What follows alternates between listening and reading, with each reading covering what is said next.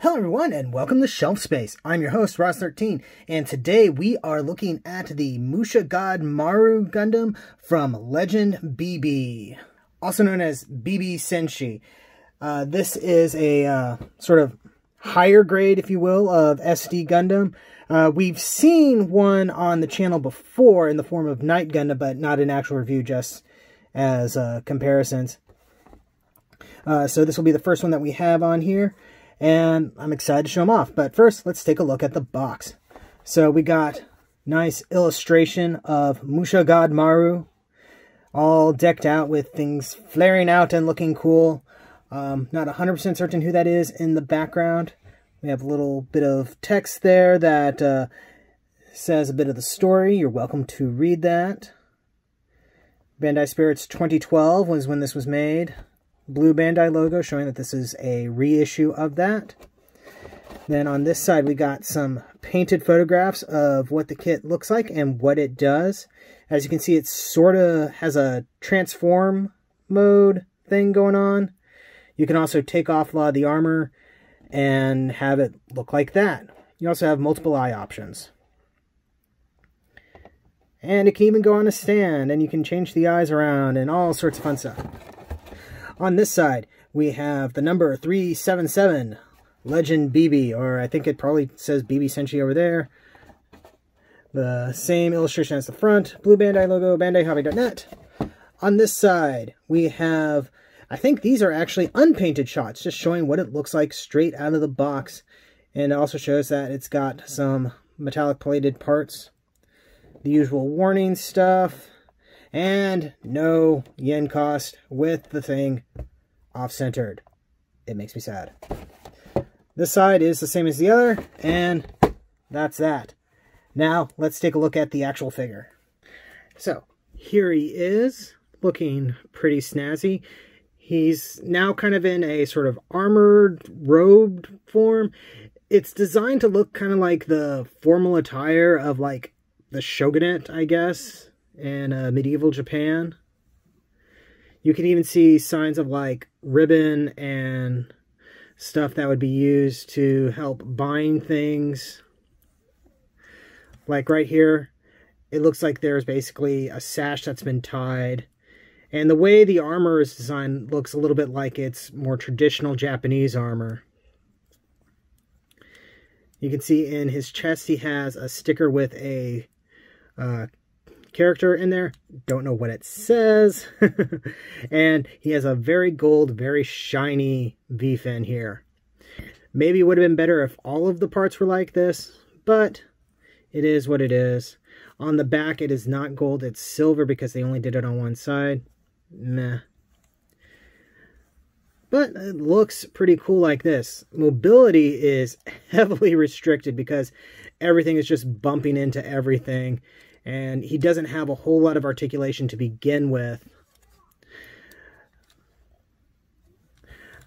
But let's go ahead and get him transformed. Okay, let's see if I can remember how to do this. And also keep it all on camera. Okay, so we're going to need to kind of pull this out a little bit. Then flip that up. We'll repeat that on this side. So I'm trying to be careful not to make things pop off. And then you have this part back here, which rotates up and out like this.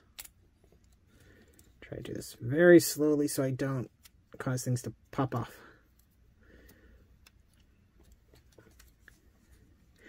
And there we go. And this looks pretty cool. I have it panel lined with gray. I may go back and do this with black to make it stand out a little bit more. Usually I do gray for white panel lining because you don't want it to stand out. In this case, that may be counterproductive. Something else I should note is, I can't remember which one it is, but one of these little diamond things did not want to stay in, and I ended up having to glue it in after searching for it for like an hour because it popped off and I didn't know where it went. Oh, these little bits here can come down or up, depending on how you want them. I'm guessing probably in that previous form that should have been up, but oh well. And then articulation-wise, he's very limited, but not too horrible, but with everything around him, it's a chore to kind of get imposed. Oh, wait, one more part. Ding! There we go, and that's the full effect. And it's a little on the silly side, but I kind of dig it because I kind of like this stuff.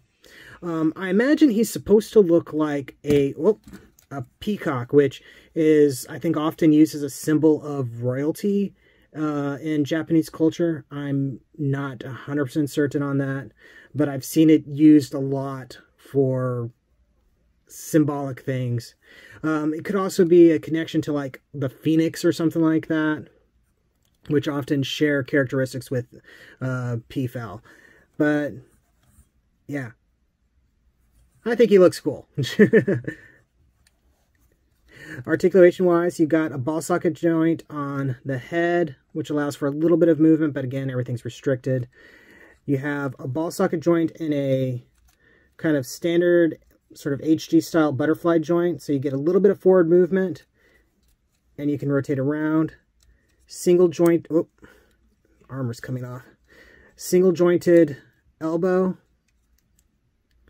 and a ball socket joint for the fist. You got a ball joint here at the waist, so you actually can rotate around and lift, have a little bit of ab crunch. So that's pretty cool. These stickers. And you have a ball joint here in the legs, but the skirts do not move, so you're very restricted on that. So he's not going to be getting into the most dynamic of poses, which is a shame. Because if he had just a little bit more articulation, he'd be pretty darn perfect, if you ask me. Another thing against this guy is, as you can see, he's got tons and tons of stickers. Now, some of these details are in here to be painted if you wanted. So, like behind the stickers here, I believe you actually do have the Japanese characters. So if you wanted to paint those in by hand, you can. But otherwise, you're using a lot of color correcting stickers here. He does have swords on his back, and you can pull them out. They are unpainted right now,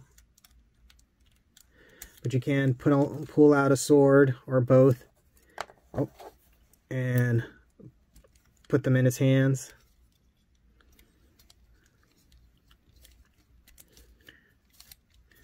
Trying to do this without getting the scabbards pulled out too. Oh, there we go. And now he has swords. And his arm came off. Ah! Yeah, so he's not the best in the world, but he looks pretty cool, and I think him having some shelf presence is a big part of his draw. Now, if you want, you can take off a lot of his armor. So, like, let's see if I can do this. Oh, there we go. That entire backpack comes off. You can pop these off. You should be able to remove the helmet.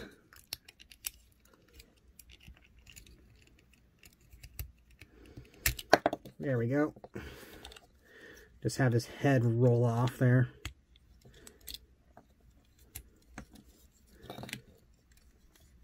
Take his swords off. I think, yeah, even these come off.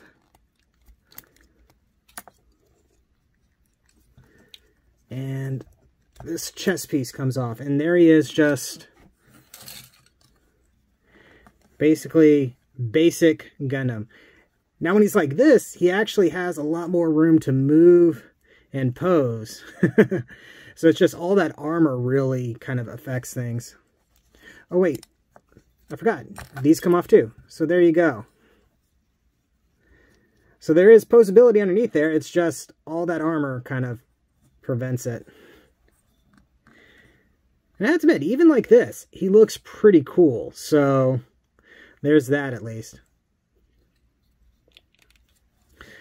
But let's do a jump cut and get his armor back on, and then we can do comparisons. Ta-da! He's back. Okay. So first up, here he is with Knight Gundam in his sort of centaur form.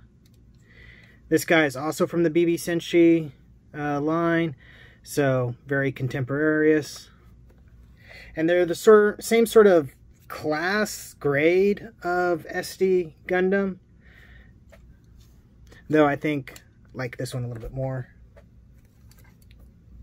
Next up we have Winning Gundam from the SD version, or I guess the SD subline for Build Fighters Try.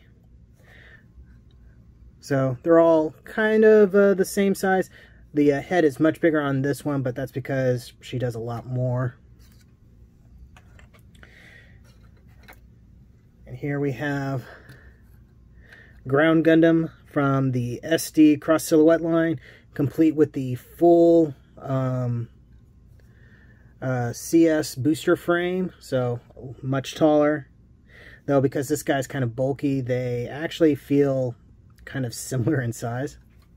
Then here it is next to the Deku, whatever it's called, from the LBX line.